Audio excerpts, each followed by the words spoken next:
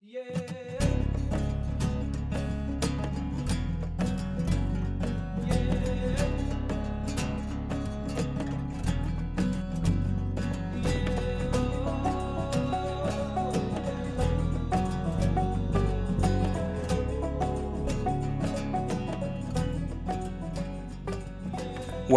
to the Into the Wilderness podcast. I am your host, Byron Pace. It is March the 19th, 2020, a month which I would imagine every single podcast listener is going to remember because we are living in crazy times and we're in the middle of the global coronavirus pandemic.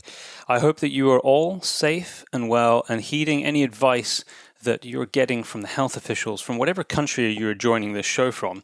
But I promise that that is the only mention of coronavirus you're going to hear in this show today, because you're going to be getting plenty of that in everything that you read and listen to in whatever news outlets or social media platforms you're looking at. It's absolutely everywhere, but not on this podcast. I want this to be a little capsule of escape for you.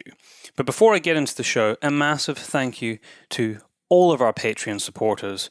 You guys are freaking awesome. You help make this show possible. And 2 weeks ago, as we do on every show, I gave you the opportunity to win a copy of Modern Huntsman, who are our supporters on this show. And for the first time, we've never done this as the competition before, but we were giving it to our Patreon supporters. So I randomly picked someone who supports the podcast either previous to the last show or has joined in the last 2 weeks. I ran my finger down the list and I ended up on Lucy Clark. So congratulations, Lucy.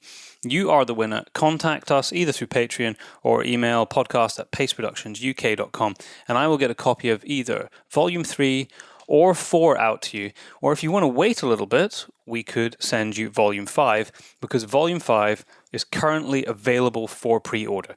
So if you want to make sure that you get your hands on the first copies, head over to either the Modern Huntsman website or the pacebrothers.com if you're UK, Europe, rest of the world, and you can pre-order Volume 5.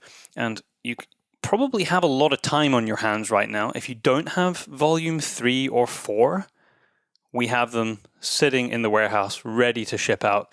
So head over to thepacebrothers.com and we can get you a Volume 3 or 4 out for reading material in this time when you're locked down in your house. Of course, we're going to give you the opportunity to win another copy for this show.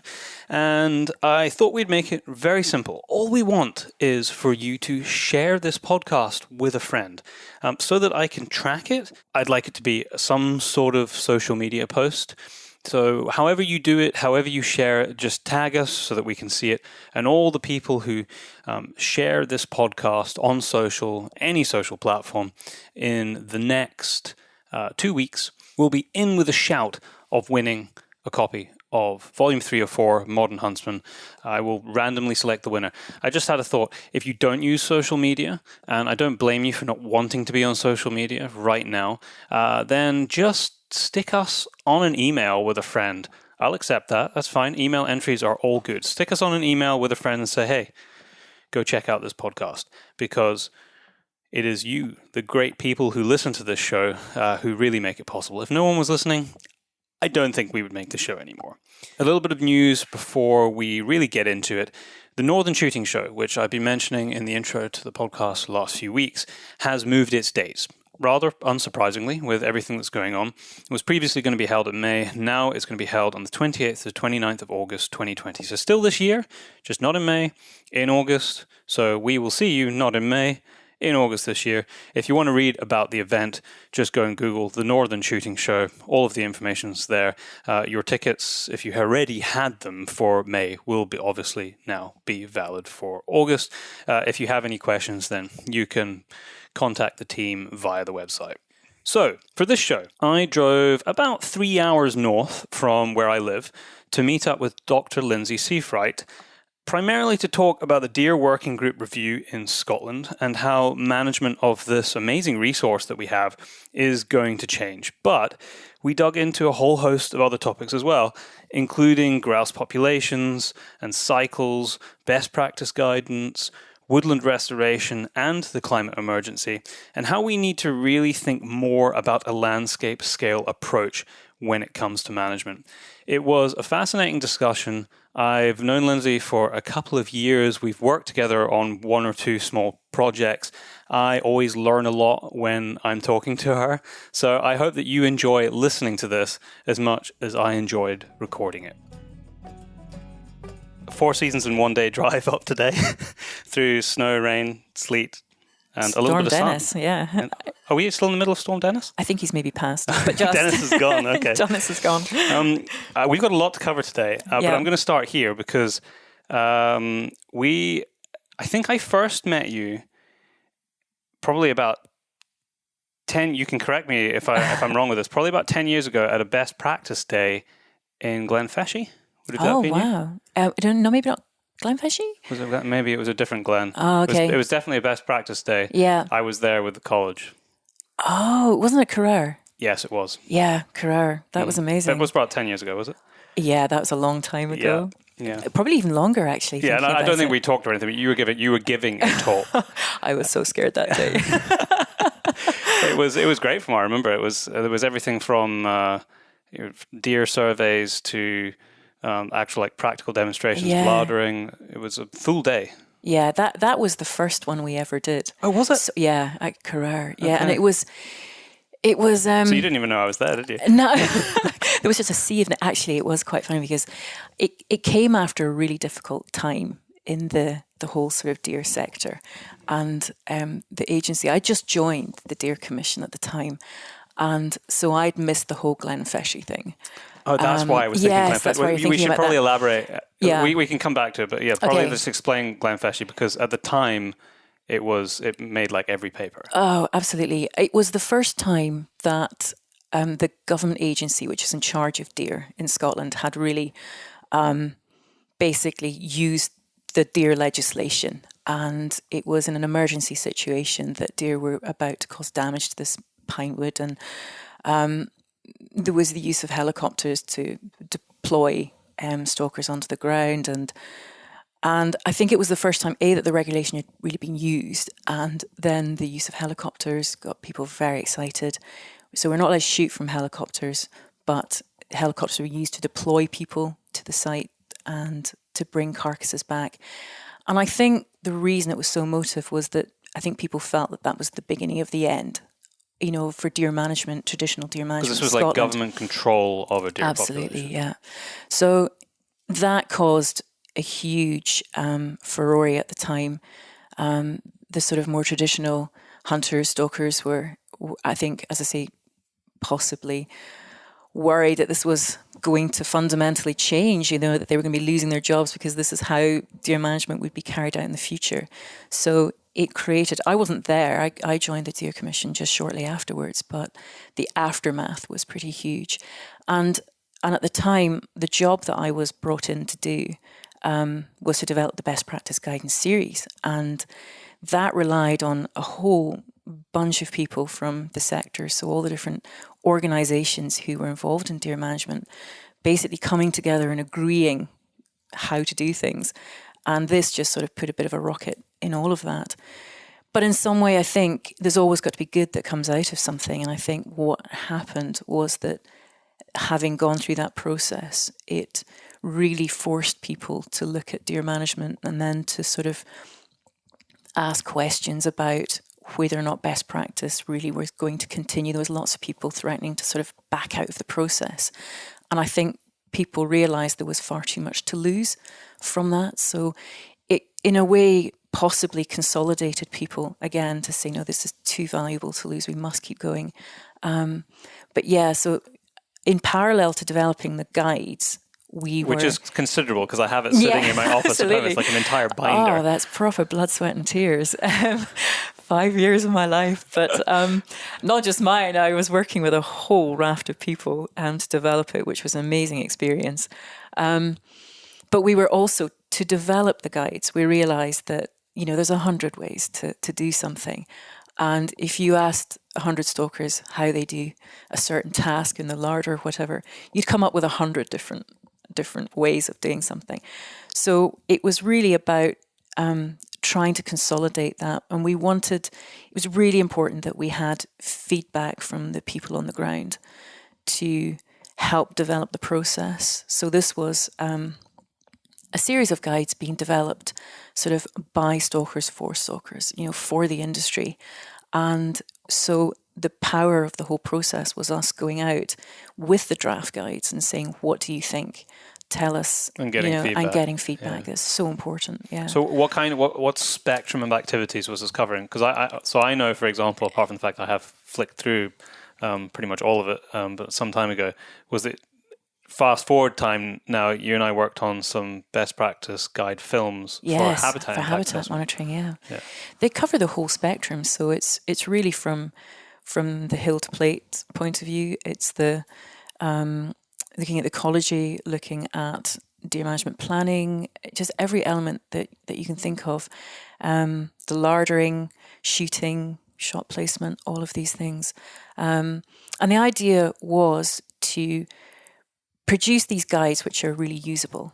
They're not text heavy. We use a lot of diagrams and things like that. So it was trying to produce something that was concise, simple to use, that, as I say, the people on the ground could really buy into.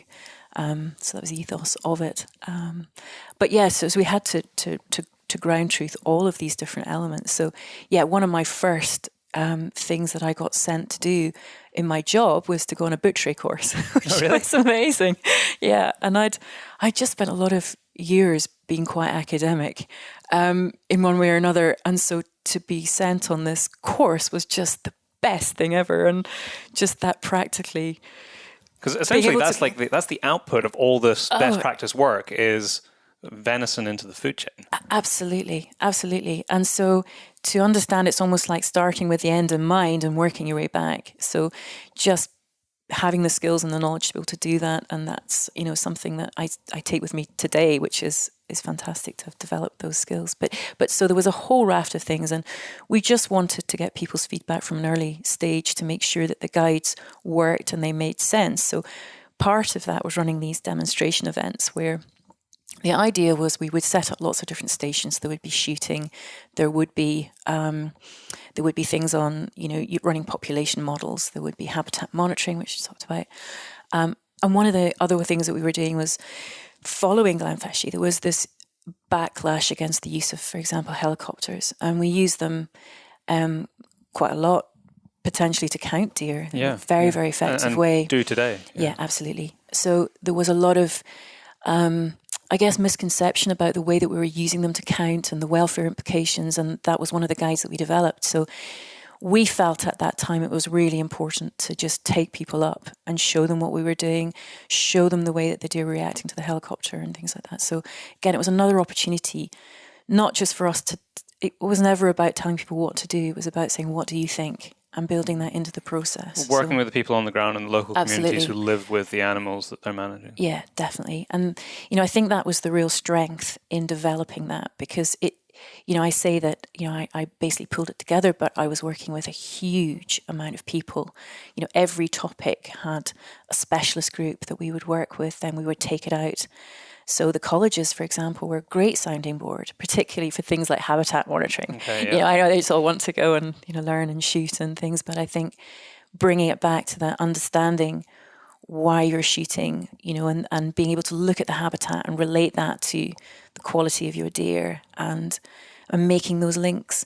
So we took these best practice guides to the colleges, and I was thinking, this is going to be pretty dull for them.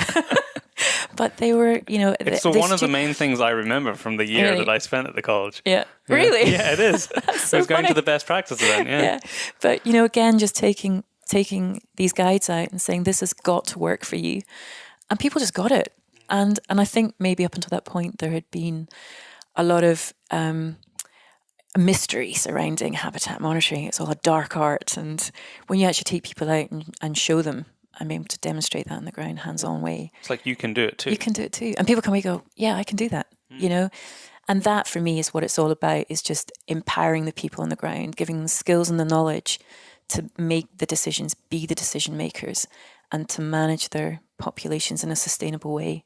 So it's bringing all the pieces of the jigsaw puzzle together. It's like across the spectrum from, like you say, the ecology to the socio-economic impacts. Yeah, absolutely. Now, we're going to talk much more about deer because it's very topical right now. But I want to just pause, rewind a bit, because although we'd never met until that point at the Best Practice Day, you actually grew up basically the same place that I grew up. Yeah. So you're from Glenesk originally. I am. Which I look upon from my office window every day that I'm in the office. Oh, I'm biased, but it's very beautiful. Yes, I did. I grew up on an estate, and it was very remote. I'm probably a bit like yourself. I was completely feral as a child. Yeah, I was just... When I think about it now, the fact that I wasn't even at high school, so you're like 8, 9 years old, I'd just disappear all summer holidays fishing on the river, where my folks are like, yeah, okay, he's on the river, but I mean, where? I just don't know if people do that anymore. I mean, anything could have happened. Absolutely. I was thinking about that the other day, actually. Yeah, we just used to disappear in the morning, and I'm sure Mum says she doesn't know where we were, but yeah, exactly. We could have been anywhere on the estate, but... yeah, while you were out fishing, you see, I was the geeky one, because I was at a workshop recently and someone was talking about, what's your earliest memory? What really got you inspired and things? And what was your early memory linking to your work? And I remember walking around the estate with my little drawing pad and my crayons. And I wanted to map it all. I wanted to... I told you, it's so geeky. And I just wanted to understand how it all worked and the different habitats. And I didn't really know what I was doing, but I just felt I had to do it. Yeah. And that really kind of summed up my childhood. I was just so curious about everything. My poor father... And your future, by the sound of it. Yeah. Absolutely. Yeah. Well, that's exactly what I do now in a funny sort of way. And my father, every opportunity just going out. My father was a stalker hunter on the ground, and I say just every opportunity to be out and learning and just being absorbed in every element of estate management. So right the way through, that whole circle of life. So I remember, in the winter time, at that time, it was one year we had a pretty wild winter, and we couldn't get the Land Rovers up to where we would normally feed the deer. So we took the ponies up with these panniers that you would normally take the lunches out to the road with the horses, and going out to, it was amazing, and going out and feeding the deer, and then you'd just be counting the sort of months until the stalking season, and you got to go out. And I remember taking the pony out when I was 12 years old. It's a huge responsibility thinking back to it now. Really is, Absolutely. But and again, it's just having that opportunity just to be involved in every aspect. So of the that's how estate. you were immersed in it. I think. Totally. When you were doing that and I was fishing the rivers, I just wanted to understand the mind of a fish, right? Which is what gave me an interest in the aquatic ecosystems. Yeah. Which I never pursued in any kind of academic form, but I've read a lot and been fascinated about it ever since. Yeah. So it's funny how these little childhood experiences sit there and very often sort of shape the paths that you take. Definitely. I just wanted to understand how everything worked. I wasn't really interested in the shooting side at that point. It was more about, I would just sit and watch deer for hours. It's a great place to do that. Yeah, absolutely. Yeah. And as I say, just wanted to understand how it all fitted together, how it worked. And I think, I suppose looking back, the difficult thing was at that time, we didn't have access to the internet. It wasn't even They've only just got internet on Glenesk now. Gosh. Well, there's none of that. And so basically, you didn't realize that you could actually make a career out of the things that you were passionate about. And so I suppose when you did all those crazy careers things at school, you had to tick all the boxes. They sucked. Didn't they? I don't think there was any. I wonder if I'd love to know for anybody who listens to the podcast if they ever went to like a careers day and the careers advisor got it right for you. Oh, I'd love to know that too. Because I would be very surprised if anybody writes in and says, "Yeah, they definitely got it right for me." Well, they didn't even have half the boxes that I wanted to tick in the first place. Yeah. I think the closest you could get at that time was to be a vet. I think if you're interested in animals and animals, vet. Yeah, vet. That ticks the box. Yeah. So I suppose that took me on one path, and it wasn't really until I got to university, took a completely wrong course because I eventually didn't become a vet. So what did you originally study? I studied economics. Oh. High five, me too. Did you? Why did I do that? I still to this day. I mean, I do know. I studied economics because I had this crazy notion in my head that because I left school a year early. So when I left high school, I was 16 and I went to university. Yeah. And I had this crazy notion, like, I'll study economics, I'll go to the city, I'll make a lot of money, and I'll retire at 30 and buy an estate. Oh, no way. This is exactly my thought process. All I wanted to do was be absorbed in that world and look after it. And I thought, well, if I can own a little piece of it, then I can do that. So I can get in, get out. And then I realized that I was just losing my freaking mind. I did go and eventually, but I'm not going to retell the story now, but I did, with a gap in between, I did eventually do that. Like I got the job. I became a risk analyst for the biggest investment bank in the world and worked in London, worked in New Delhi and stuff. But I lasted 3 years and I thought, I don't know how anybody can do this. Because a lot of the guys who are left, who I started with, a lot of those guys are doing exactly what I wanted to do as a 16-year-old, which actually all I really wanted to do is go hunting and fishing. But my game plan, they're all fund managers now. So they're doing it. They did what I was intending to do, but I couldn't hack it. Like 3 years, I was out. You lasted 3 years longer than me. I made it to second year university. Okay. It was difficult for me. I did postpone. I took 2 years out of economics to go and dart elephants in Africa. Oh, well, because I couldn't take it. So you were 2 years in and then you decided, I was 2 years in, can't do this anymore. And I just decided, that's so spooky because I had exactly the same mentality. If I can't be a vet and do that, then I'm just going to make loads of money. And first year was a breeze. Second year, it just, my heart just wasn't in it at all. Mine wasn't. And I was at the point of basically dropping out. And my dear, dear mother said, voice of reason, look, at least just see what you can come out. You've put 2 years in, see what you can come out with. And, go and do some research in the library and see what might be available to you if you get, don't waste your time, basically. Yeah. So I went into the library and it was the most amazing moment probably of my life because I was walking down this aisle and this booklet was sitting on the shelf and it had a picture of a grouse on the front. I was like, oh, what's that about? Yeah.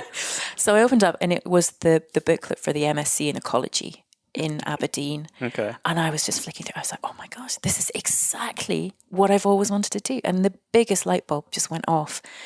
And from that point, it was about the uplands, it was about grouse, it was about deer, it was about all of these things that I just wanted to know about.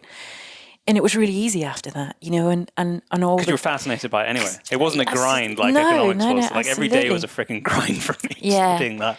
And so it was easy for me then because I knew then what I had to do. Okay. So I went back and I had to redo a year, but I went back and did. So you managed to miss your first year out?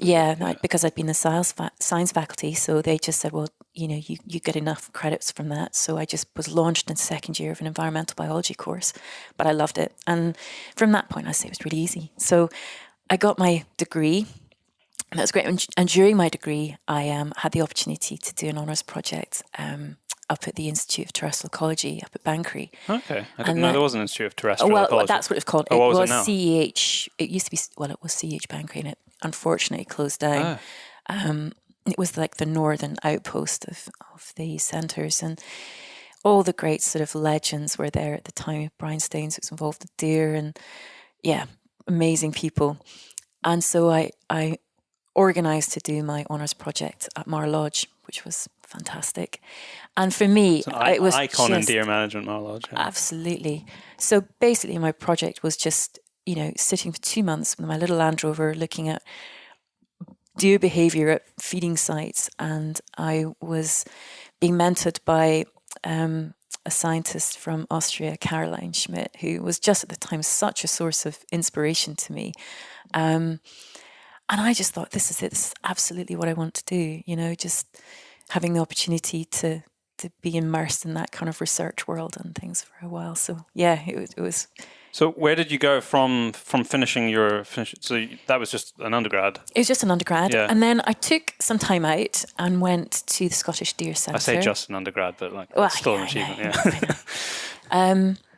I had toyed So you say Scottish Deer Centre? Yeah. Is that over by... Cooper. Yes, I know, yeah. And basically there are 7 species of deer there. It's really just... It's a farm. What's the 7th? But it's an education. The Pear David? Yeah, Pear David. And we had axis deer, chital. Oh, okay. Yeah. So what species that's here in the UK was missing then? Let me think. We had red roe, cephalo. We had muntjac. But no Chinese? Okay. Yeah.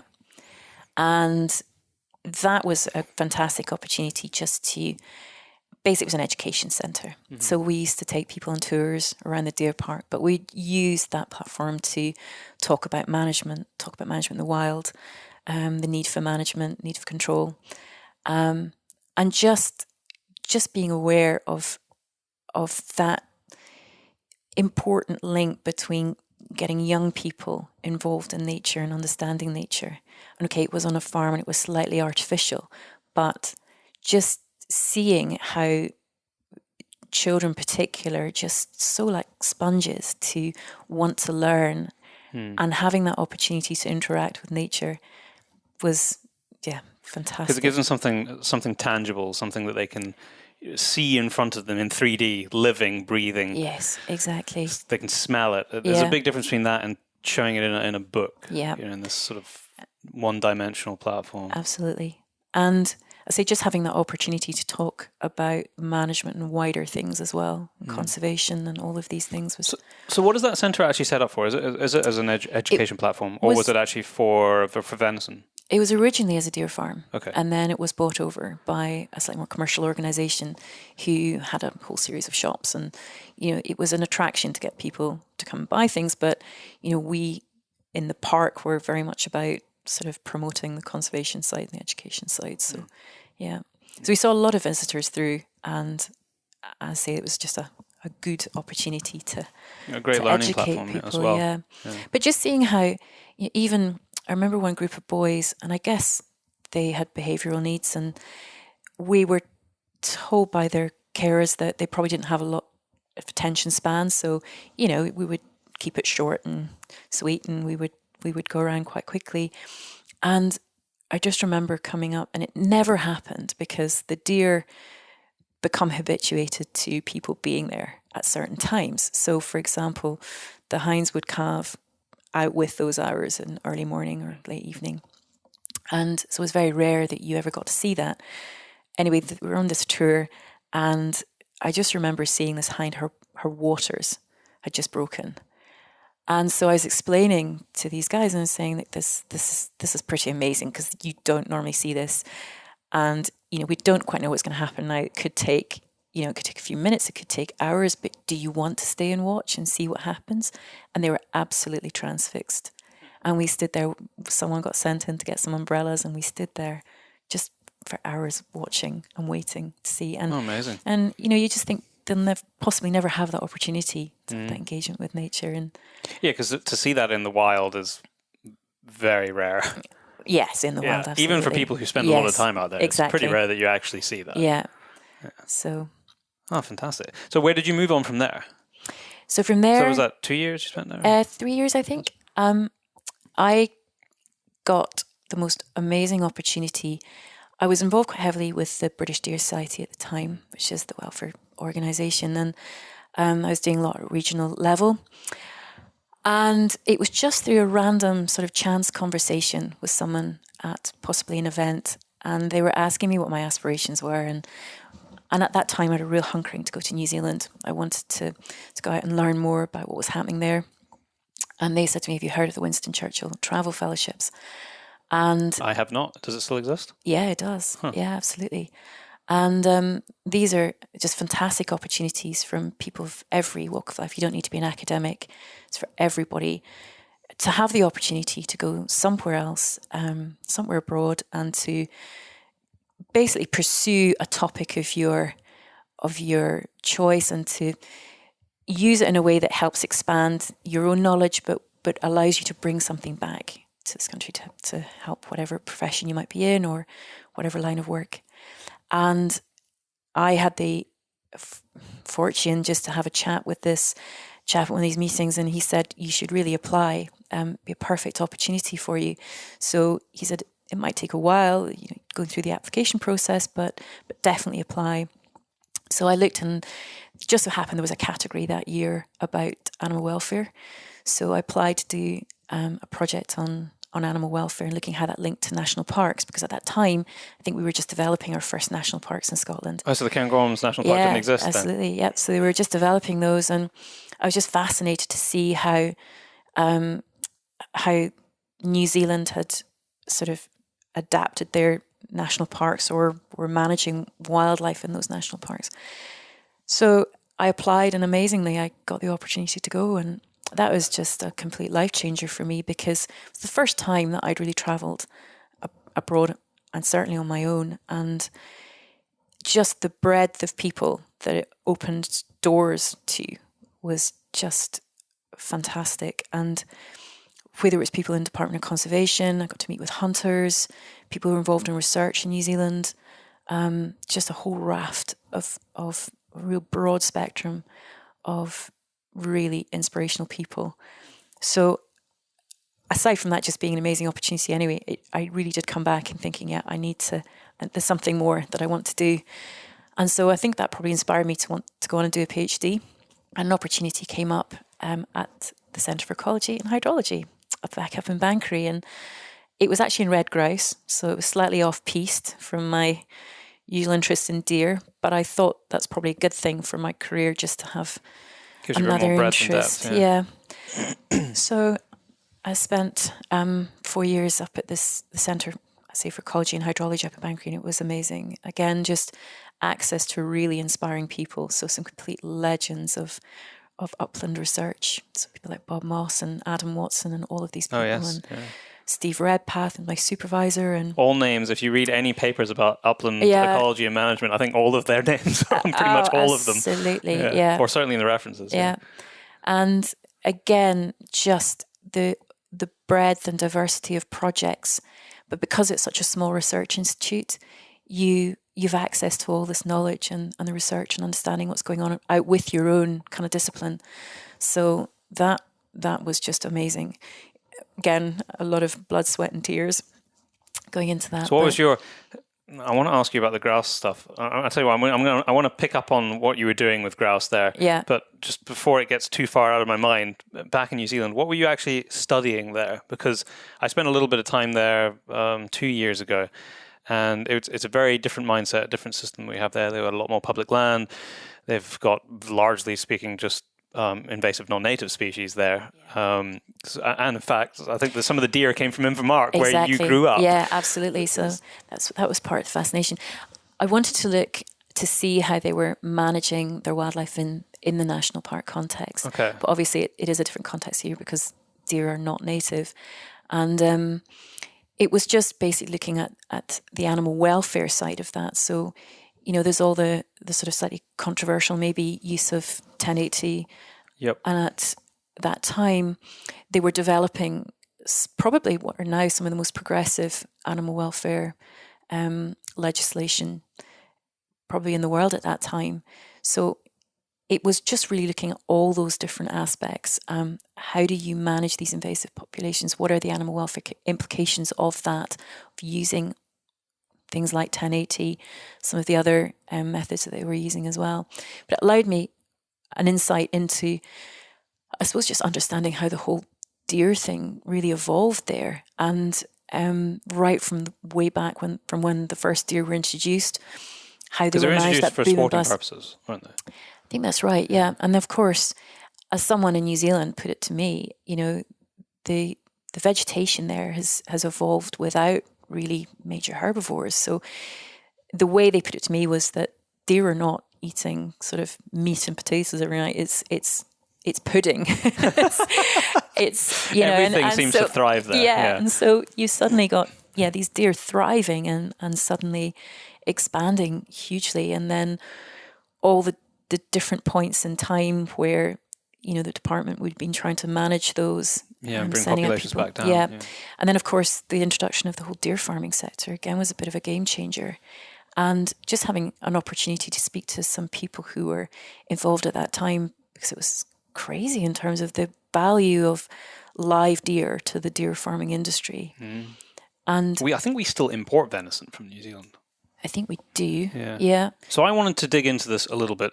Now, the numbers I pulled are a little outdated from 2016, but I saw the same numbers reported in a statement by the Scottish Government in 2019, which suggested that we were importing about 900 tons of venison from New Zealand every year. In the UK itself, we're producing 3,800 tonnes of venison, and interestingly, 70% of that comes from Scotland. I also wanted to refresh my memory slightly about the introduction of red deer into New Zealand. Now, I was fortunate to spend a bit of time there a few years ago with Joseph Peters from Hard Yards Hunting. If you want to get a real feel for what hunting is like over there and a podcast from the field that I recorded with Joseph, then go back and look out podcast 84. Red deer were introduced to New Zealand in 1861. Some of them came from the Highlands, and specifically Invermark, which I mentioned with Lindsay, which is part of Dalhousie Estate, and I can almost see Invermark from my office window. And the rest came from a number of the prestigious big, well-established English deer parks. That's where a lot of the bigger red deer came from. A few years after the first red deer, moose were introduced in 1900, but that population failed. There was a second attempt in 1907 when 4 bulls and 6 cows were imported from Canada. It was thought that population too had died out. Some had been harvested and hunted over the years, but they hadn't been seen for many, many years until literally a few weeks ago. There was a recent sighting by Ben Young in Fiordland. And this has raised the question once again. He saw it from a plane, which is my understanding, but he had previously been a moose guide in Canada, so he does know what he was looking at. He doesn't have any evidence of the sighting because he was unable to take a picture, but he is very confident in what he saw. And there was genetic evidence found in early 2000s to suggest that there still was a population of moose in this area. It is something which I talk about in the podcast with Joseph, and you'll hear from his description how inaccessible this part of the South Island of New Zealand is. So it's possibly not surprising that moose have been living there for some time, and because there's just no people there and very few people go in there, that they haven't been seen. Who knows? Maybe we'll need to get Ben on the podcast and see what he has to say. I know that he did record a podcast with the guys at The Educated Hunter, who have also been on our show. So maybe you can go and check out their most recent podcast and hear what Ben Young had to say about moose in New Zealand. And I think that's probably to balance out the sort of seasonality of our supply here. Did you see any of the, because I think one of the most controversial aspects of it there in terms of like the deer farming, which we banned in the late 70s, I think, or maybe 80s, is velvet harvesting, which is part and parcel of pretty much all of their deer, because that's where the money is. That's like the big money spinner there. Yeah. Did you see much of that? Or? Yeah, I did. I had the opportunity to actually see some velvet being harvested, and it was again at a farm, so it's done under very strict sort of veterinary supervision. So yeah, it is a huge part of their industry, and it's all linked to the sort of boom and bust when the prices are high for velvet. I think the venison industry is less, and then it helps switch level it out. Yes, that's right. But it's the same herds that they're using, obviously, but the velvet's coming from the males. Yeah, that's right. So when the market for velvet drops, then basically that's when the venison sort of comes onto the market. So yeah, it was an interesting thing to see. It looks very stressful to me when I've seen it. The guys who do it well, do it well, but It still seems unnecessarily stressful, because what's the velvet used for? I think there's a misconception that it's used as an aphrodisiac, but I think people use it as a remedy for arthritis. I think it's sort of powdered down into. Is there any science behind that? Well, amazingly, I had the opportunity to go to a research station where they were looking at the sort of properties of velvet, because if you think about it, it's the fastest growing mammal tissue. Yeah, it's and insane. It's incredible. And so all the sort of the minerals and everything that's going into the growth of the antler, they were doing tests at the time to look at the implications for things like even the sport industry. So using venison as recovery in terms of your muscles and muscle recovery and things like that. But yeah, I think much of the market's shipped abroad to places like Korea, I think. Yeah. So I think there is a misconception about an aphrodisiac. I think it's used much more widely in sort of treatments for arthritis because of the incredible properties that the antler has. Yeah, I'm going to have to read a little bit more about that. To really dig into velvet harvesting, I would need a lot more time. But just to give the very top sort of headline view of it, it was made illegal in the UK in 1988 on the grounds of animal welfare. It is interesting to note that we still import venison from herds in New Zealand which are used in the velvet industry. So that's it's an interesting conundrum that we've banned the practice here, but we're still importing venison that is supported by an industry that we don't allow. Something to think about. When it comes to buying deer velvet, a quick search on Google shows just how accessible it is. I was left with pages and pages to scroll through and buying it in all sorts of forms from powder to tablets. Most of the New Zealand velvet is exported to Asia and interestingly the USA, and it made headlines in 2013 when Baltimore Ravens linebacker Ray Lewis courted controversy when he was seen taking a velvet nasal spray to treat a tricep injury that he had. As was reported in National Geographic at the time, the velvet is essentially a growth hormone called insulin-like growth factor 1. Some preliminary research has showed improvements in cartilage damage and repetitive strain injuries and trauma, but there doesn't seem to be anything particularly conclusive from what I could find.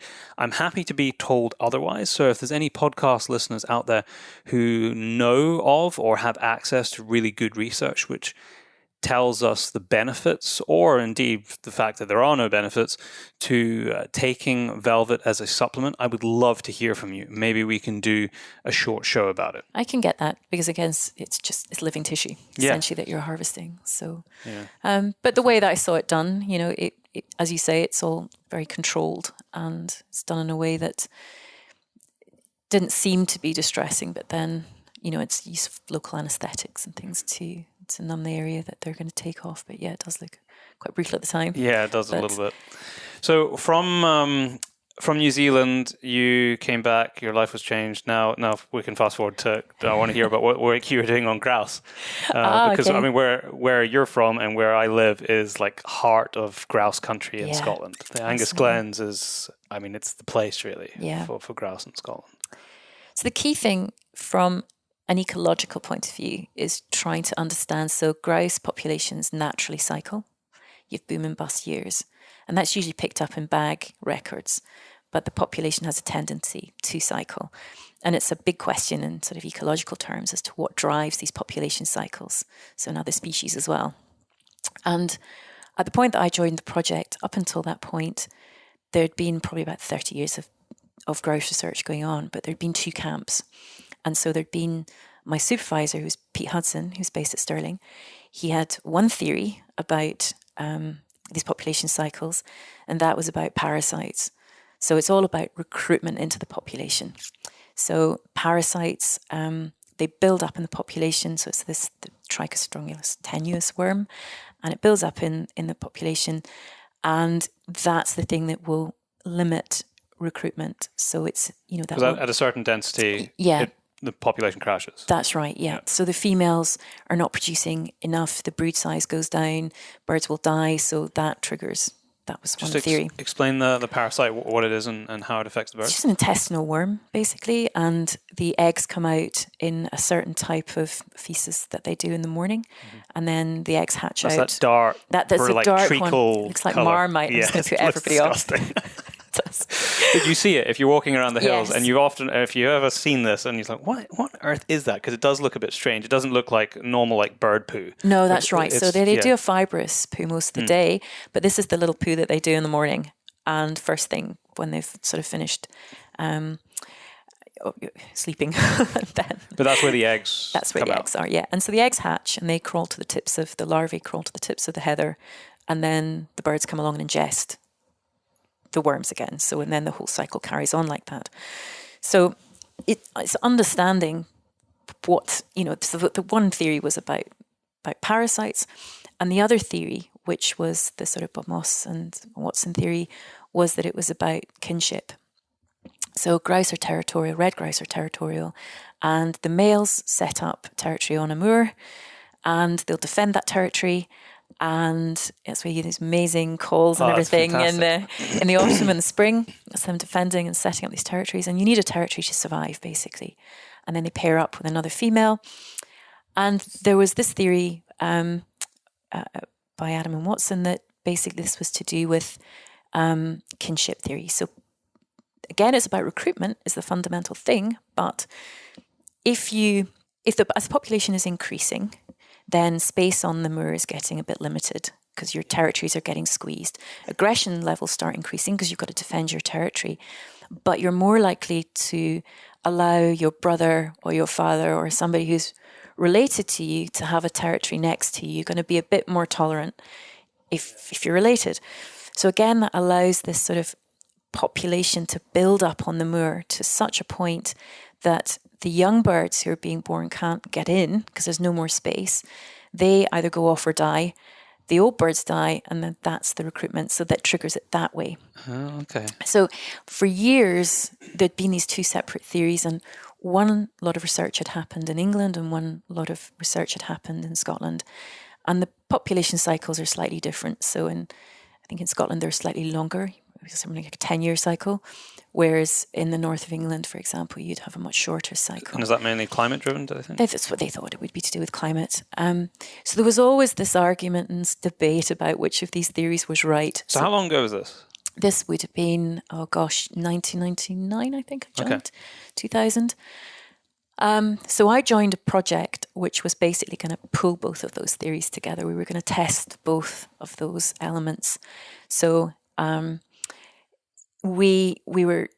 was part of a bigger team, which was fantastic. So we were carrying out experiments both in the north of England and in the north of Scotland. And it was looking at the relationship between those two things. So the other thing about kinship theory is that, or the kinship side of things, is that I mentioned about aggression levels.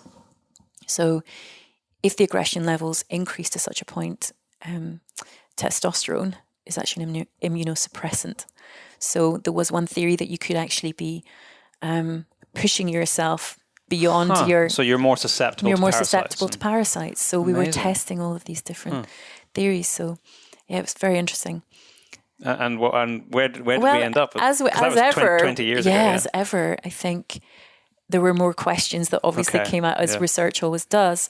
We did find that link between the aggression levels and parasites. So that did exist. Yeah. But whether it's to do with your immune system or whether it's just that if you're more aggressive, you're running around more and your activity levels are higher. Yes, exactly.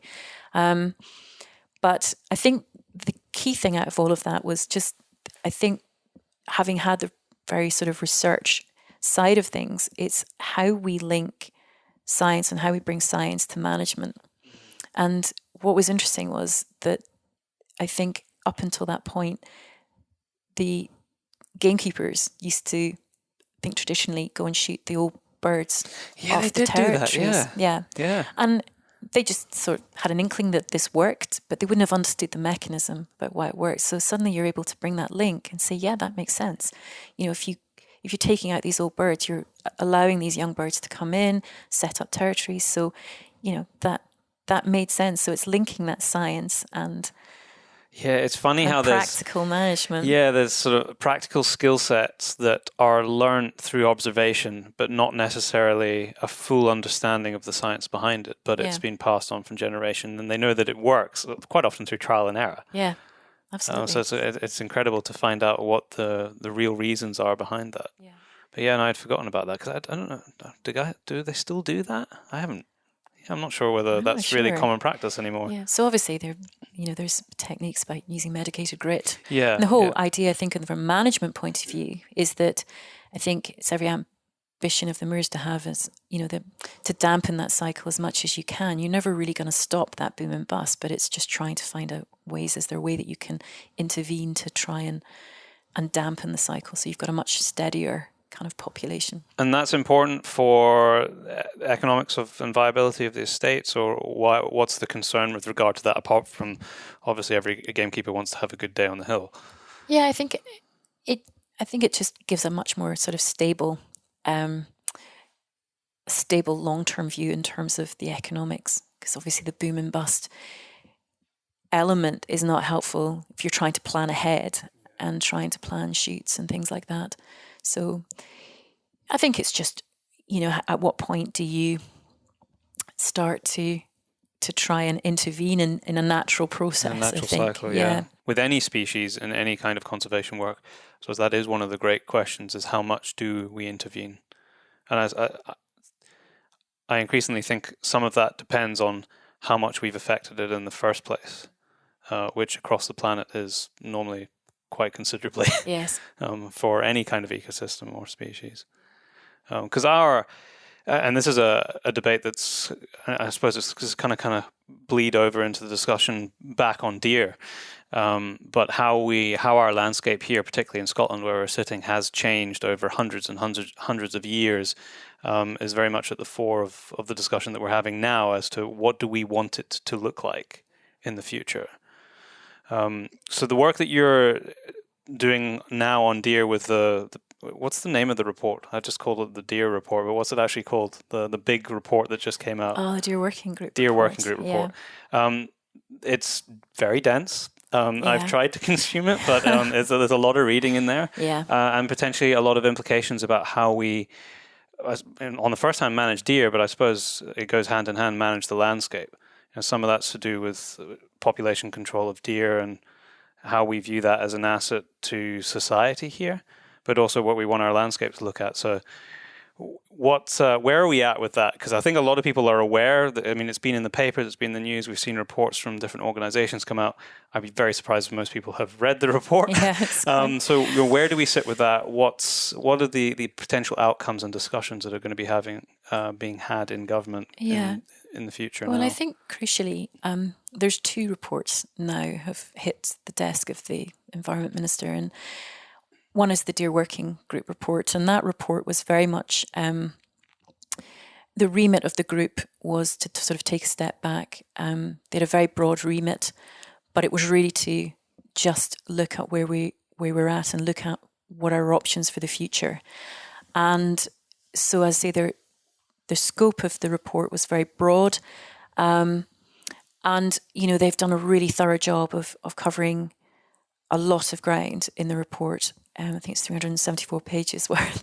That's why I was struggling to get to the end. Yeah, absolutely. Yeah, it took me 2 days to go through and sort of find detail. But essentially, there is legislation that has been in place really for some time, since 1959, which was the original kind of deer legislation, and over the years that has been amended and changed and updated. And I think it was a real opportunity to look at the legislation and say, is it fit for purpose? Is it allowing us to deliver what we want on the ground in terms of deer management? And much of the Deer Act is about trying to prevent damage by deer.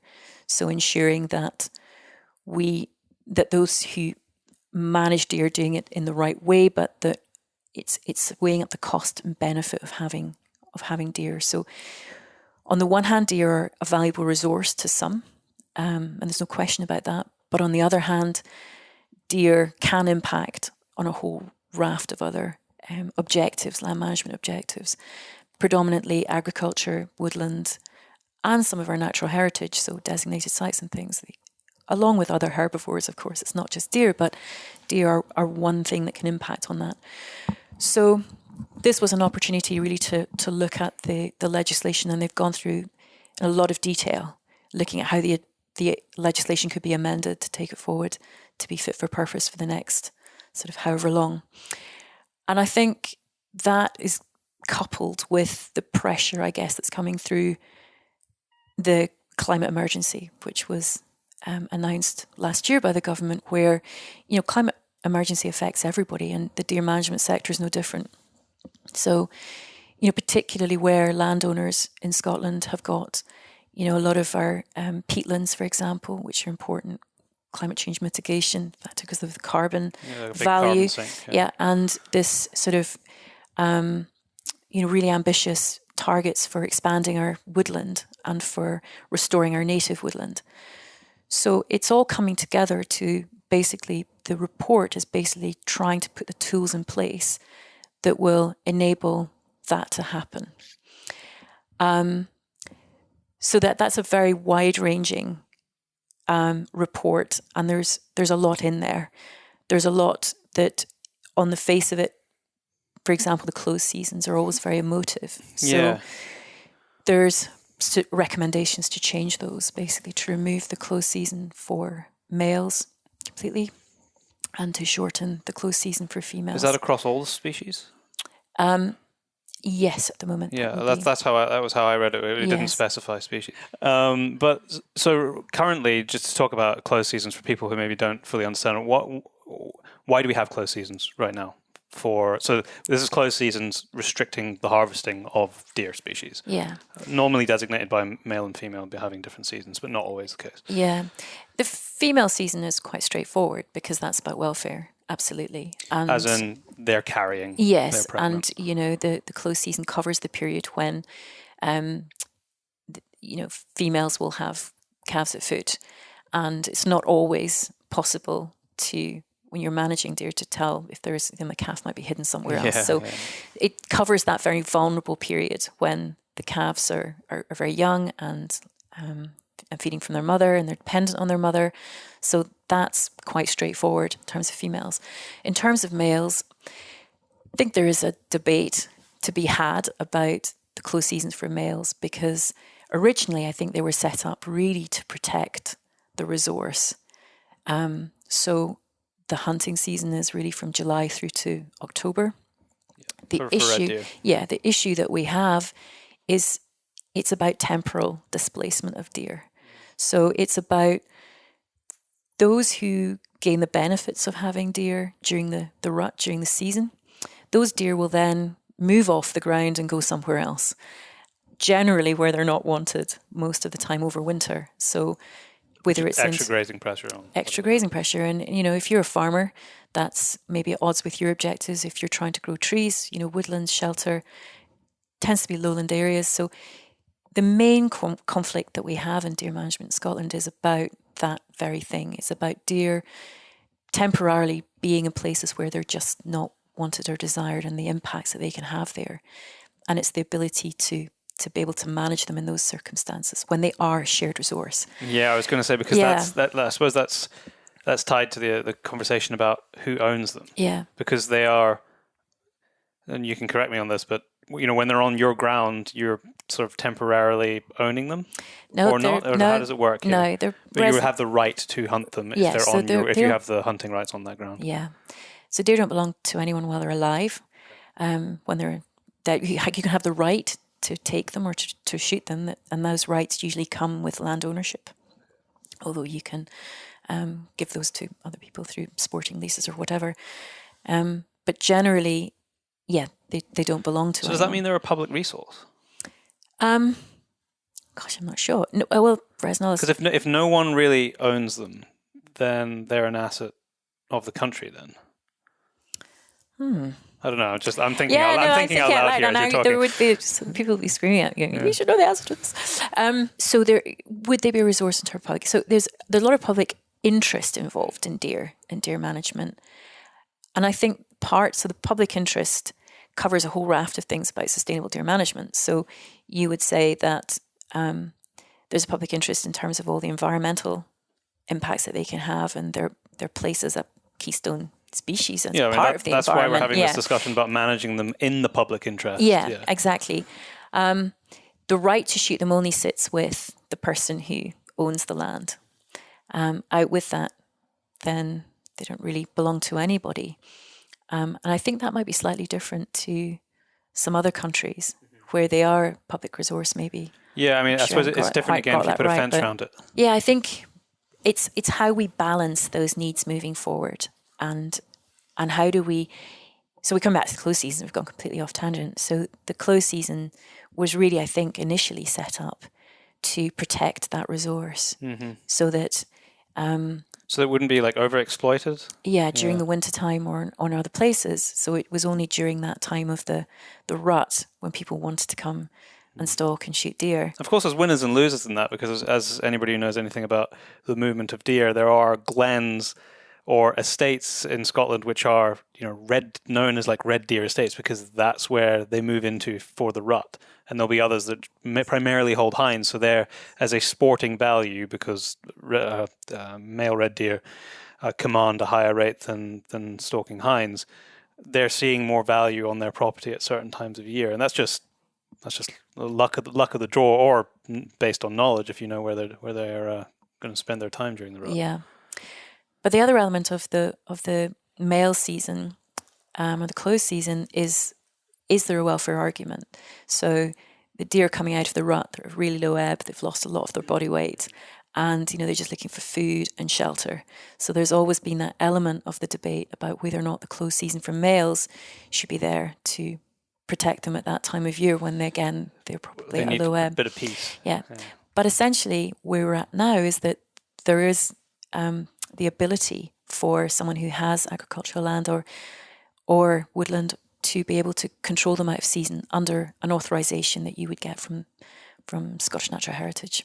You have to show that there's a burden that you have of proof that you have to show that they're causing damage. Yes, that's right. So it's all about damage. So it's to prevent damage happening or occurring.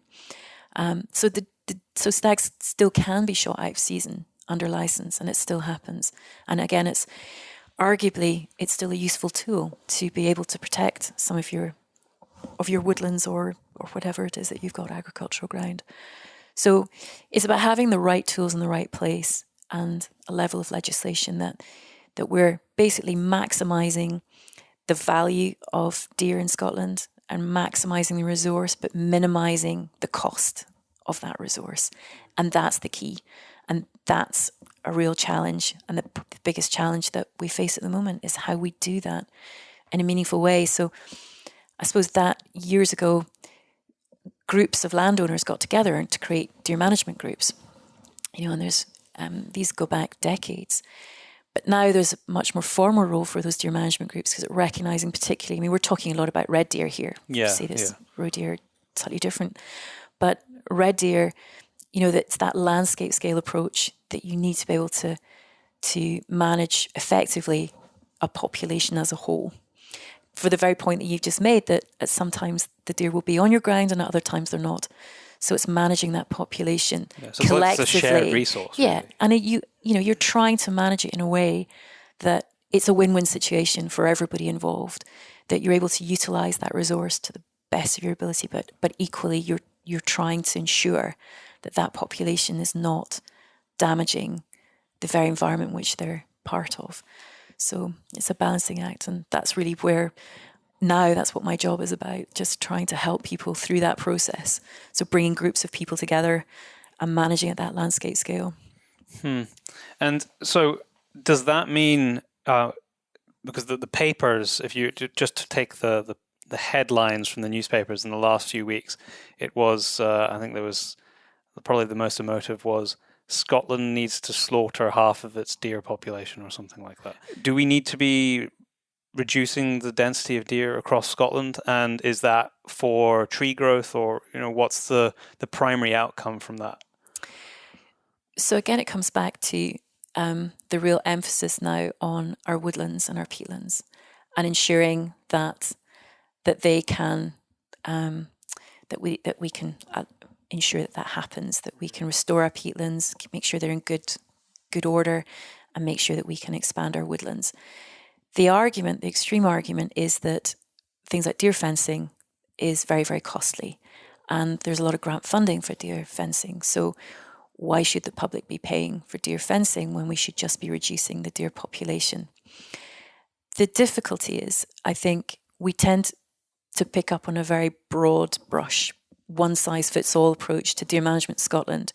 So, let's create all of this woodland, let's just reduce the deer population down. It's really straightforward, and that's just the end of it. When in fact, what we've been doing certainly over the last 5-10 years is taking a much more nuanced approach to deer management. So we have 44 deer management groups, for example. Across Scotland. They cover 3.2 million hectares of the uplands.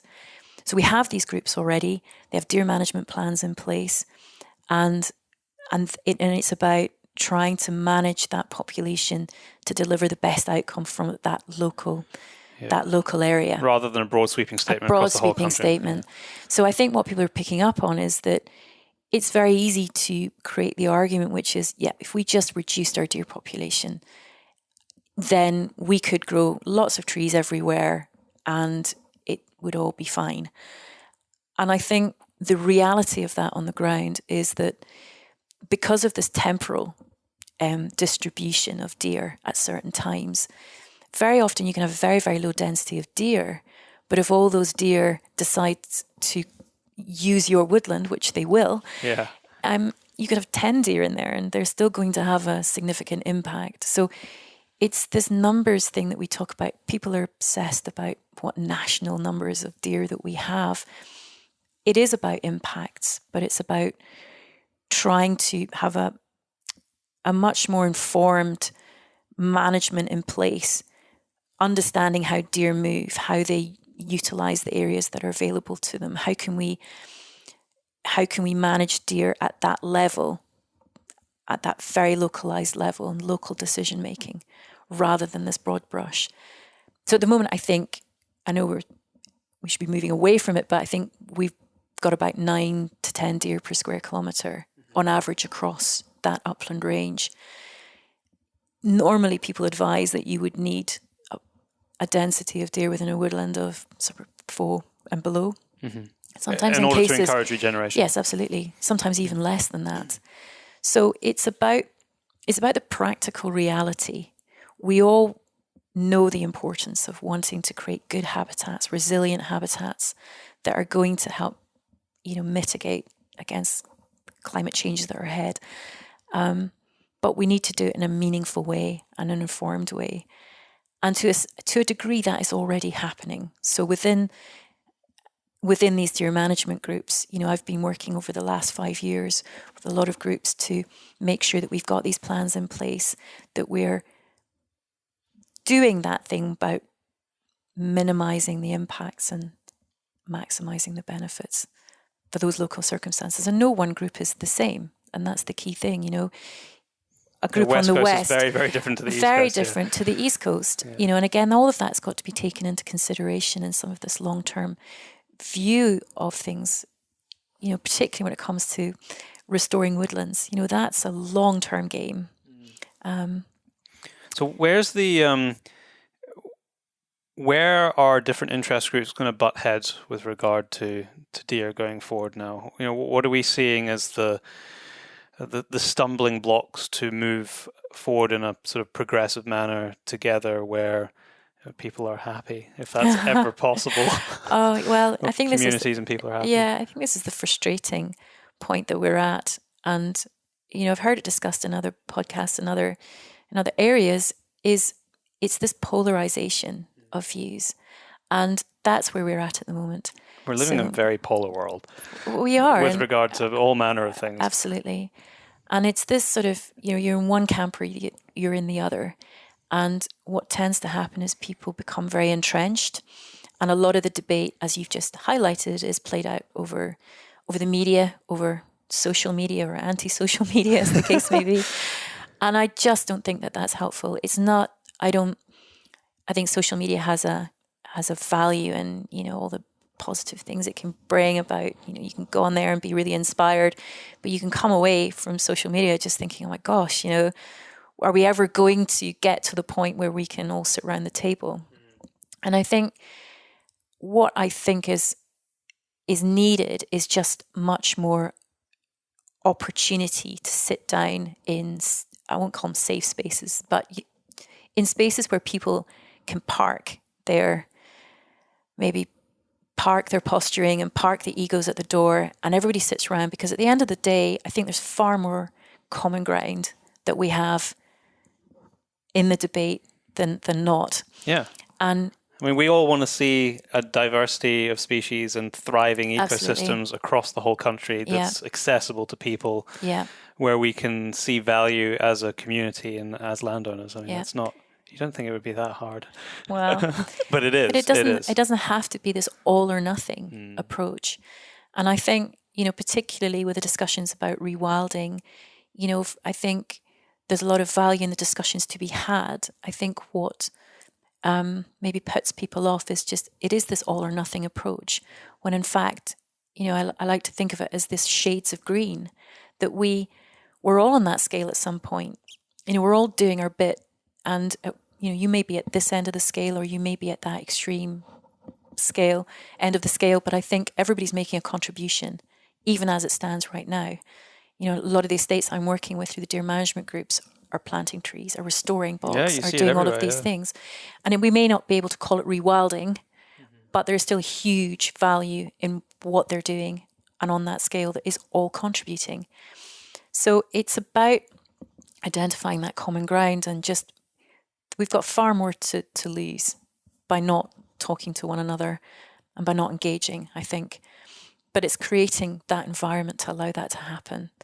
And it tends to be situations where it's much more face-to-face, and then meetings where you've got the opportunity to challenge without, as I say, necessarily being in your extreme position. Do you think there's do you think one of the sort of barriers to having a pragmatic discussion about deer in a kind of public forum is the sort of historical status of it? Of it being sort of the landowner who's owns the deer, and it's I know, like in Skye, for example, this is quite a good example. In Skye, a lot of the local mentality of deer grazing on the crofts is, you're stealing my grass, because they're your deer, as in like the estate's deer or wherever they've come from. So come and do something about it, because you're basically taking from me. And this sort of historic feudal view of how we manage our assets and who they belong to. Because we don't really, we have Forestry Commission, which is we can publicly access it. We have to jump through a few loopholes to do it, but we publicly access it as a resource for harvesting deer. But most of it in this country is privately owned. Yeah, that's right. But I think even that is changing all the time. So again, when I probably through my career got involved 15 years ago, when I first joined the Deer Commission and had the opportunities to go out to these groups, even maybe as far back as then, it was very much, landowners coming to the table who had similar objectives, and everybody wanted the same thing, and that was just to have as many stags as possible to shoot. And that was the sum total of the discussion. That was as far as they were saying. That was as far as it would go. And that's fine. But gradually over time, I think what you're seeing now is a far more diverse mosaic of different land ownerships coming in. So people buying land. So, for example, a lot of NGOs now own land in Scotland. Forestry, Forest Scotland, whatever their new name is. And, even private landowners with very strong conservation. Yeah, we see that increasingly. Yeah. Absolutely. Yeah. So now when you go to a deer management group meeting, very often there is a whole mixture of different land management objectives all sitting side by side. And again, that's where the challenge is. So it's about trying to enable everyone to have their cake and eat it.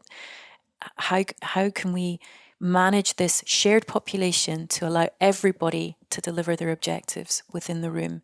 And that's the challenge. And it's not easy. But essentially, again, that's what I try to help. That's my day job. That's what I try and do. And, it's about putting all the pieces of the jigsaw puzzle together. It's about getting local knowledge. Information absolutely is power in these situations. The more information that you can bring to the table, because there's always got to be a solution. There's always got to be a solution. And the more that you work through things and are able to talk and come up, possibly even as we move on through time, with novel solutions to things as well. I think this is where I feel personally quite torn in a sense, because I have that deep-seated sort of very traditional cultural association because of my childhood. But equally, I can see that things are changing, and I think that we've got to try and adapt. We've got to bring new ideas to the table. We've got to work together to move forward. And change isn't easy. I get that, but it's trying to crystal ball gaze slightly and say, well, how are we going to do all of this, as I say, in a win-win situation? The knee-jerk reaction from those people sitting firmly in the, I'm a traditional stalker, deer manager camp, has been, as I hear it being fed to me, has been very negative to the reports coming out. It's like, well, they're here to wipe out all our deer, and we've been managing them for years and years, and we've been doing a great job. And I think the truth is, it kind of sits, which is kind of what you're saying, it kind of sits somewhere in the middle there. I don't think anyone's saying that no one's done a great job in the past, and there's been, hundreds of years of hard graft and understanding to manage the populations to where they are now. And I don't think that that kind of very kind of aggressive knee-jerk reaction is necessarily useful. And I say that as someone who hunts and is friends with people who have had this reaction to it. I think it's just about being honest on both sides of the argument as well, and saying, are there areas where we maybe do have too many deer? Of course there are. That's not about drastic reductions in the population. That's about managing them and tweaking the populations. And again, that's some of the things that I explore with the groups that I work with. There's a natural assumption that it has to be, as say, this all or nothing. We have to have lots of deer or none. Because we've seen that, and maybe this is the reason people are concerned, because we have seen this with some landowners who have bought places that are very much on the rewilding camp, where largely speaking the deer have been wiped out in these areas. So I wonder if that sort of plays to the concern of the sort of those people with the more sort of traditional view of deer management, is that that's what it could look like, is this landscape where there's no deer in it at all anymore. Yeah. But equally, where that's happened and where you're starting to see the habitat bouncing back, it's very easy to sit on the other side of the fence and look over the fence and say, oh, you're doing that. But I think equally there was possibly an opportunity when that's happening is for landowners to look at what they're doing themselves. How are they improving their land? How are they improving their habitats? At the end of the day, if you've got someone across the fence from you who's reduced the deer population and is creating this amazing habitat, it's a no-brainer where the deer are going to want to go.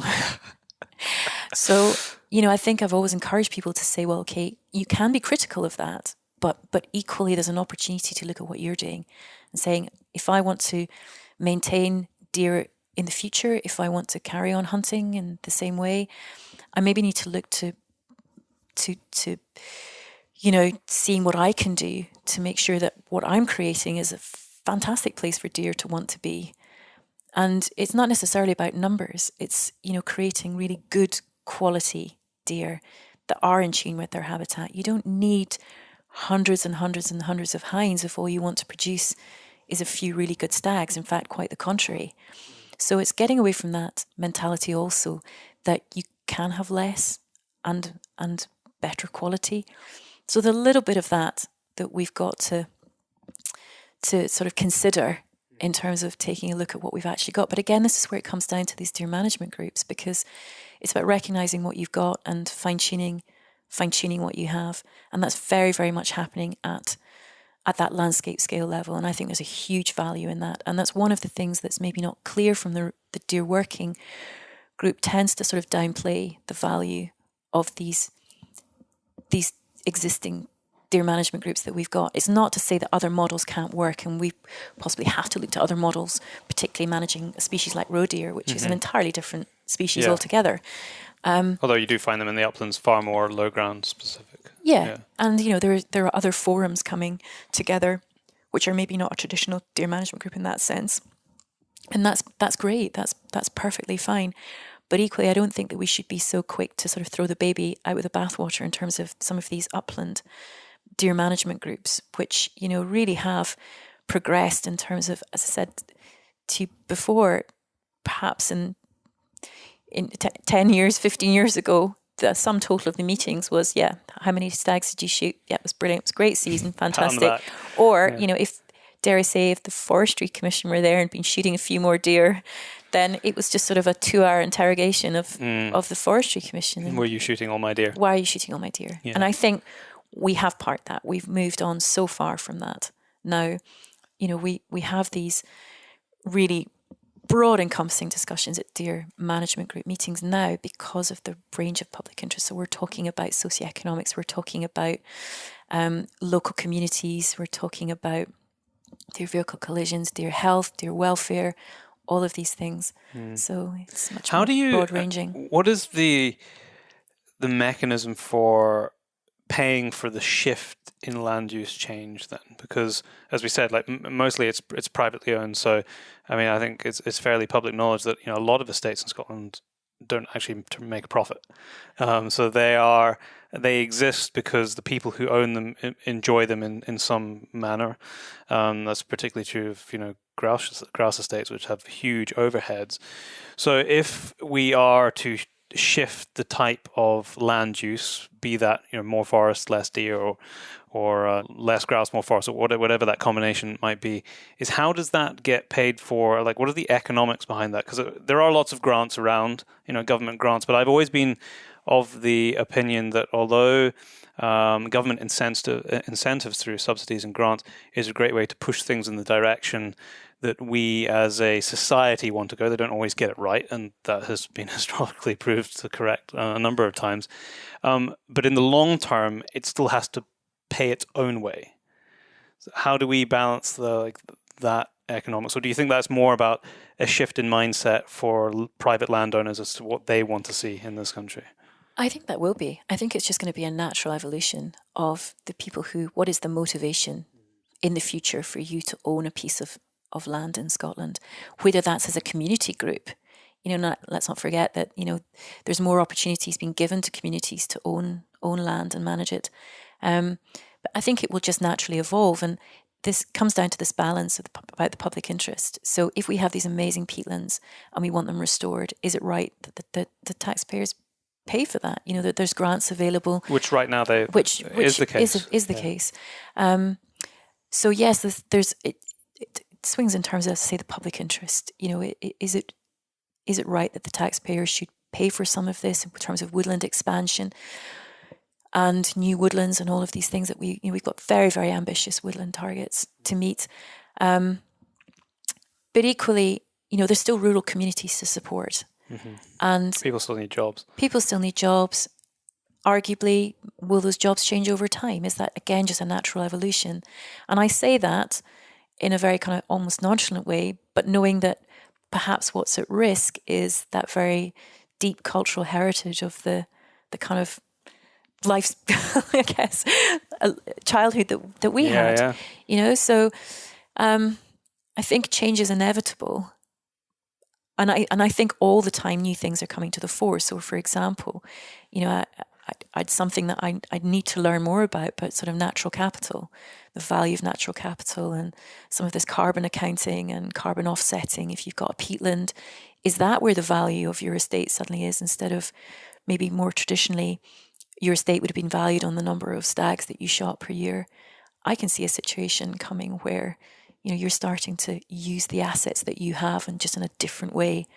So a lot of estates have looked at renewable energy, for example. Yeah, we see that all the time. Hydro schemes and things like that. So, yeah, I suppose it will just be an evolving system as estates come on the market. It's interesting to see who are the types of people who are buying estates now, what their motivation is. There's a lot of inward investment coming in through state ownership. Again, arguably supporting really fragile rural communities. So there's always this debate about, big landowner bad, small community groups good. Yeah. Again, the polarization of these views, but is there room to have both, where you've, and that's always got to be, I think there was a debate in the land reform issue to do with the size of estate that you should be allowed to have. Yeah. And setting limits on that. Yeah, it's an interesting one, because I think that's to have, and this goes back to what you were saying earlier, to have a broad sweeping, a hard line in the sand drawn on that is kind of ridiculous, because the barren north coast of Scotland, you're going to have much bigger areas with much less in it than you're going to have in a very fertile part of the east coast. Yeah. So to just say, this is the number is, I think, a little bit arbitrary. Yeah. But there's no doubt climate change is going to really, I think, possibly put more pressure on the land that we've got. Yeah.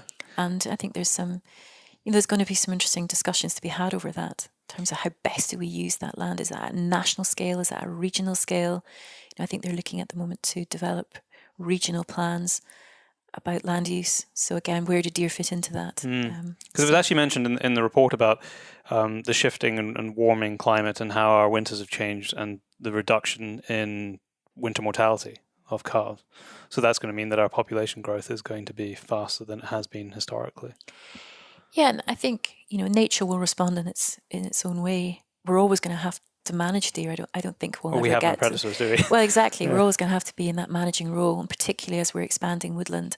If that's where we're heading, then managing deer in that environment is ultimately harder, I guess. Yeah, more intensive, just a different skill set.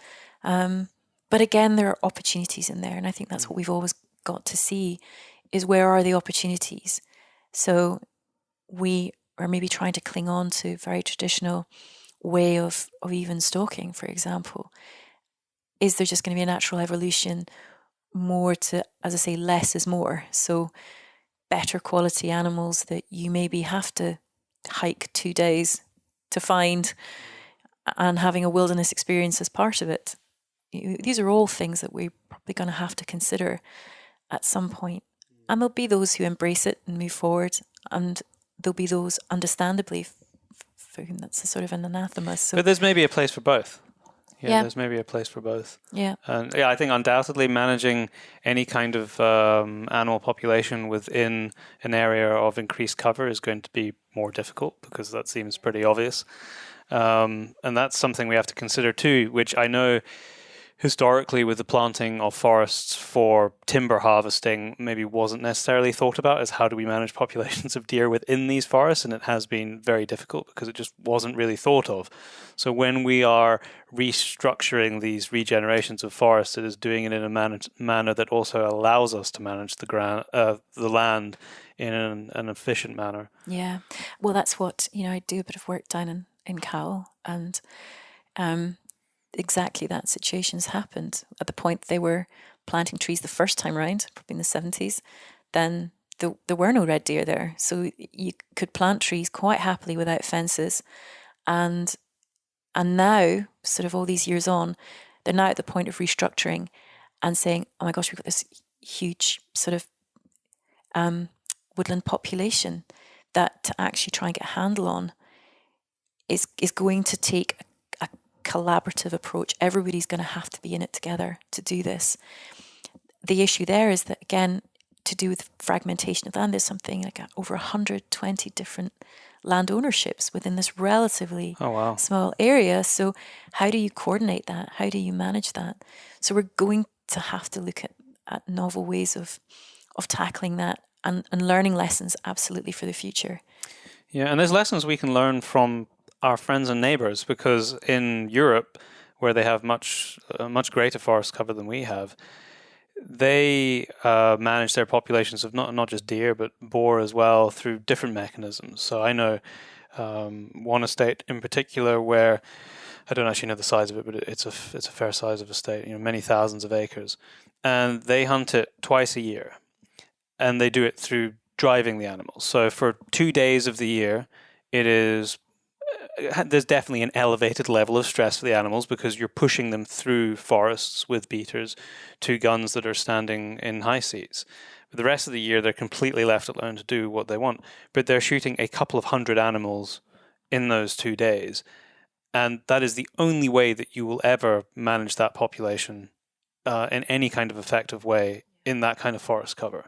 Because to do it walk and stalk, you're just never going to be able to do it. And if you consider the actual animal welfare aspect of it, you'd be doing that every day of the year to not even get close to the same numbers, and you would be pushing deer and bumping deer and just being in the environment, and so causing stress. So maybe that's something that we'll have to consider in the future. And we can ask our German and Austrian and French neighbors, how they do it, so that we don't have to try and learn from the beginning. Yeah. And I think it's just having all the tools in the toolbox. It doesn't mean you have to use them all, but it's having and developing a good suite of tools to be able to do that, to do it effectively, and always with welfare at the heart of it. At the heart of it, yeah, absolutely. To stop talking about deer for a moment, because there was a few things about your background that I didn't know and I wasn't expecting when you sent me a few things through on email. You spent some time in Africa as well. Yeah. In Kenya in particular. Yeah. I am, as you probably well know, it is a place and a continent that is very close to my heart, and I spent a lot of time there. So I'm fascinated to hear what you were doing there, and when was this? And it was when I was still working. So I basically persuaded my boss to give me all my leave at one go. And I had a couple of friends who were working out with the Northern Rangelands Trust and on Lewa Conservancy. And I wanted to go out and visit them because I'd always wanted to go to Africa. But I also knew that I just didn't want to go for a jolly. I wanted to have a purpose if I could and just use any of the skills I had to try and to make a contribution. So I got in touch with the research scientist for NRT, someone called Juliet King, who's amazing. And I just said, look, I just wondered if there's anything that, I can usefully bring to the table.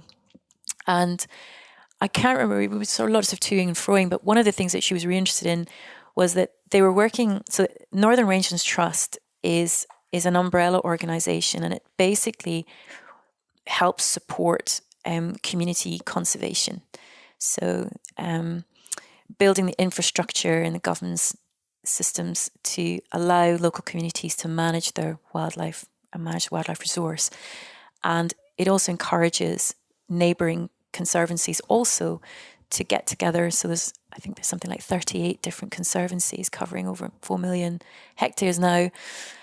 And it allows these wildlife corridors to build up and, creates a bit more stability. There's lots of different ethnic groups. So it really is a mechanism to build those structures. Part of that is that each conservancy has a sort of paid workforce in rangers who go out and they patrol the conservancy and carry out an anti-poaching function, a security function for the conservancy, and they also carry out monitoring of the wildlife, so doing surveys, frequent surveys and things like that. And one of the things that Juliet was interested in was providing a sort of a manual for these rangers to help support that whole thing. Okay. So I'd explained to her what I'd been working on with the best practice guidance series and said, I think I have something that, we could possibly bring, because you have to bear in mind that many of the rangers are illiterate and it's very much about... The education levels. Yes, absolutely, yeah. So it's working with that, and that's some of the benefits that come from that is that, schools and everything to help with education, but essentially developing these guides that would help. So very... using lots of diagrams and pictures and making it very simple to use. So I went out, I can't remember, first 2010, I think, and spent a couple of weeks out there just helping her set up the project, sort of putting the kind of skeleton together and setting up as a project that was ready to go. And they had someone who was going to take that on and develop it through. And so I had an amazing time out there. I was working just, say, at that point for 3 or 4 weeks. I came back, did my day job, and then I had a real hunkering to go back, as you do, because it just gets under your skin completely. So I contacted Juliet again and said, is there anything else that I could come and help with? I'm desperate to come back. And in the same way, I managed to take all my leave, probably in a bit more, and went out for a bit longer this time. And she said, well, actually, that project that you set up, we didn't quite get it finished, and it would be great just to finish it, get it done. So I took, I can't remember, 6 weeks, 2 months, and went out and just worked with Juliet flat out to develop the guides. But what was brilliant was just being able to take that kind of ethos about developing something for something with the rangers, So we were going out to the conservancies and sitting down, in a hut, just spending the day going through some of the guides. It's been very empowering for local communities to be involved at that level. Yeah. And, just such an amazing opportunity and just that on the ground working. And I also got to work with an amazing woman called Fran Root, who they were also developing a database. So this database means that, and in the same way as, come back to it here, is you can gather lots of information, but unless you know what to do with it, it's absolutely meaningless.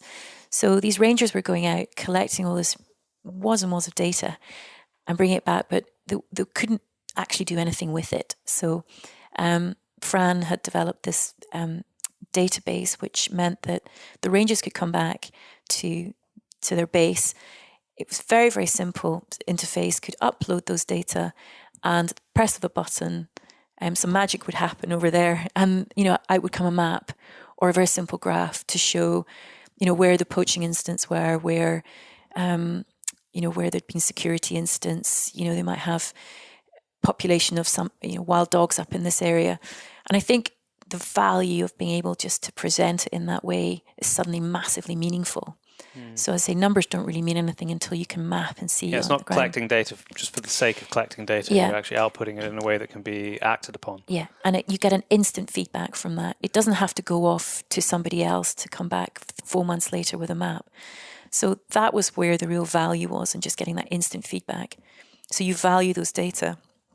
And it was amazing to see, different conservancies at different levels of their development. And it's a fantastic organisation. And that still exists today? Still exists today, absolutely. And, they're expanding all the time. They've now got marine conservancies where they're setting up a similar system where people are going out and monitoring different fish and things in the marine environment. So it's a great system. And I think at first, possibly the very sort of sniffy side of the research community said, well, it's not proper science, is it? But I think gradually over time... That's changed. Yeah, absolutely. And they're seeing a real value in it now because you've got these trends over time and the quality of the data is improving all the time. And that's good. Because there is this, citizen science around the world is so important and increasingly important. Yeah. To harness that and respect it in a way. And I think you're right. In the early days of that, it certainly seemed the sort of the more hardcore scientists who had done their time, as it were, didn't really want to engage in that. But I think that is shifting now. Yeah. So this system is incredible. And, in the same way, I see parallels with here. So I see parallels with, when I do a training course, for example, and, certainly some very traditional stalkers, taking them out the hill and showing them bits of heather and just explaining that it's actually quite straightforward. Yeah. They all get it. Yeah. Understand? I mean, it's something they're not, it's almost innate. It's almost instinctive. They're out there doing that every day, looking at the ground, but it's just a way of perhaps more formalizing it. But again, the value of that when you're able to produce a map so that they instinctively know what those results mean. So you've got higher impacts over here. Well, that's because, that's the corrie where all the hinds hang out. And so it's just being able to present it in such a way that's meaningful and allowing you then to, again, bring it back, use that in your management. And whether it's in Africa where... So the examples would be if the rangers were out and had reports of, wild dogs denning in an area, they were able to feed that back to the community and say, look, there's no point in taking your livestock in that area for a little while because there's going to be wildlife conflict. Okay. Steer away from there, just from here to here. And that, and it's about managing those conflicts because they exist, and again, pressure on the land is only going to increase those wildlife conflicts. So they were able to see tangible benefits on the ground to conservation work. Yeah. That's fantastic. And also just things like being able to map where their patrol effort was. And then if there was a poaching incident in a certain area, you're able then to target, you can start to match up the pieces of the jigsaw puzzle. Say, okay, this is an area we've got to start targeting. We've been targeting over here, but this is where we've got to start going. So fantastic. So when are you going back again? That's the question. Has it been a while since you've been back? It is a while, yeah. You must be due a visit then. Definitely. But I really want to take the boys. I think it's just seeing it through somebody else's eyes and introducing, a younger generation to that. And, for me, I think at every point, we all like, in some respects, to sit in our comfort zone. But being pushed out of your comfort zone, you realise just, how valuable that is in your own personal development, and even in Kenya going out, and when we were doing some of the training courses, we were out and it was just myself and a driver and the trainer, and out into the absolute wilds, with just your little British Army tent. Now this was for someone like me was, oh my gosh, but it's that you don't have that sense of fear of just suddenly you're not top of the food chain anymore. No, we don't have that here. And just all the emotions that brings, and the feelings of that, just sort of being slightly on edge the whole time, and that, I guess, there's something that makes you feel very alive about it. Yeah. Which it's kind of a hard thing to explain, but I always tell everybody, and there's a few people that I've kind of taken to different countries in Africa for the first time over the years. I said, I warn you one thing, that if you go, you're going to have a problem probably for the rest of your life, and you're going to be continually trying to work out ways to get back there. Yes, definitely. Because it just seems to bite you in a way. Oh, absolutely. It just gets under your skin. But again, I think there's just valuable lessons from that. I remember, thinking the very, very first time I was actually on an organised safari trip was the first time I went out. A couple of years before I was actually going out working, and that first time that you see a zebra, you're like, my gosh, that's amazing. and then, and you find yourself horrified, because by the end of the safari, you're saying, oh, yeah, it's just another zebra. Just another zebra, yeah. And then you catch yourself and you think, yeah, but have you really looked at that animal? Have you really studied that animal in detail? And it really sticks with me. I guess that was my zebra stripes moment, was like, if someone actually just put a piece of paper in front of me right now, could I actually draw a zebra with all the stripes? Do they go up and down? Which species? So, yeah, exactly. Yeah. So, for me, I think there's always that value in looking at things in a really close, detailed way, and taking it all in rather than just the big things. Yeah, it takes time to do that, though. That sort of a sweeping safari tour for a day through Kruger doesn't. I mean, you just get hit with everything, a whole bunch of species that you've never seen before in your life. You don't know what they're called. You need a lot of time on the ground to really start to understand the place. Yeah, and that's the value. I think some of the most interesting times, Kenya was going out with the rangers out on patrol, and who live it and breathe it every day. Absolutely, and it's the little seed pod that they pick up, and that's got a massive relevance to the ecology of the system, and it's the little things that, it's very easy to go and just want the big five and be dazzled by it. But exactly, it's understanding all the little pieces of the puzzle, yeah. The puzzle. Now, just as we get towards wrapping this up, you had something to do with an endangered species of crow, and I'm fascinated to understand this story. So, do tell. When I was doing my PhD, I had an opportunity to go out and help out on a project, looking at endangered species of crow. It doesn't.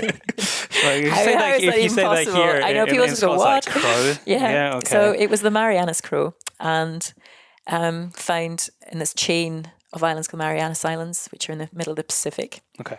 Now, I think if anyone is listening from the States, they'll maybe know Guam is one of the bigger islands, because I think it's we have most of our listeners are in the States. Oh, yeah. So that I think it's a US military base, but it's a series of those little islands. So I had a chance to go out, and they'd been basically trying to understand that I think this is an endangered species. It was almost extinct on Guam, and there was a reasonably healthy but declining population on this tiny island called Rota.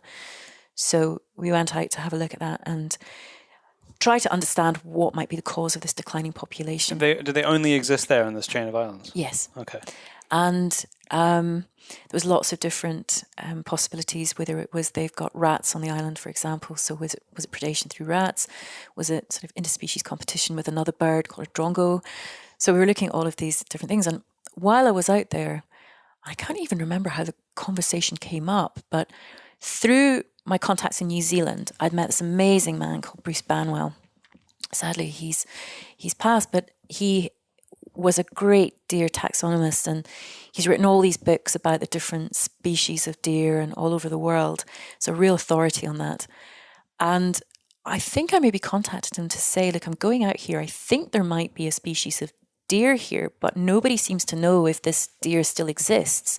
There's some documentation, so I was asking him about it. He said, well, we don't know. There's early documentation about it, but we nobody's been there who's that interested in deer to be able to verify. So he said, if you could find out if it still exists, that would be awesome. So just through talking to local hunters, they managed to sort of show me some antlers and skulls that they had. There was a tiny captive population, which I was able to get a few photographs of. But interestingly, while we were doing all the work in the forest, we put up some camera traps where I thought we might see, and we got some pictures of some wild. So what is it? What kind of deer is it? A sambar deer. It's a sambar. Mariana sambar, yeah. Okay. And is this specific to those islands? Because there is sambar found in other places. Yeah, no, this is Mariana sambar. Okay, this yeah, is so only found there. Yeah, so it was incredible to be able to verify that this species still existed. So it was really exciting. And apart from the fact that it's this amazing tropical island, it was a phenomenal experience. Yeah, island ecology is something I just started to read about recently. It's fascinating because you have this sort of this microsystem that exists in what is or can be a very fragile setting that we can impact and have. There's loads of rats is a great example where we've accidentally introduced rats through boats to islands, whether that be on the west coast of Scotland or in other parts of the world. It can be completely devastating. Absolutely. To small island communities. I mean, not even small island communities. New Zealand is a great example. Yes, exactly. Yeah. So no, that was just an amazing opportunity just to see a completely different ecosystem. Again, it was about 2 months. Oh, really? So it was quite a while. Yeah. And there is a tendency to want to glamorize, doing research on a tropical island. The reality was it was sort of, humidity and going into the forest and sweating all the time, setting rat traps and So what was peanut butter? What was the outcome for the crow? I think the key thing was, I don't think it was again any definitive answer. We were worried that there was possibly brown tree snakes there, so we didn't see any evidence of these tree snakes. So that was a relief. And I think interestingly, where there were good populations was also where there was actually good rat populations. So they were eating the rats? Well, I don't know. So whether the habitat they like was carrion crows?